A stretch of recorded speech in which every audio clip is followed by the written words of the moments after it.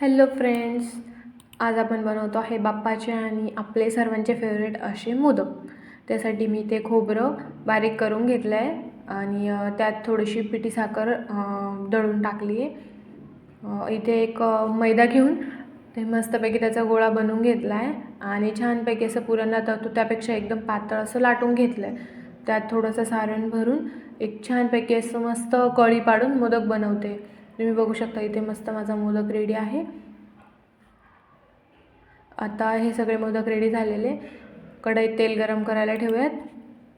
तेल गरम झालं की त्यात एकदम लो फ्लेमवर असे मोदक तळून घ्यायचे आपल्याला. एकदम छान असा सोनेरी रंग येईपर्यंत. एकदम छान आणि एकदम मस्त लागतात हे मोदक. तुम्ही नक्की ट्राय करून बघा. बघितल्याबद्दल थँक्यू.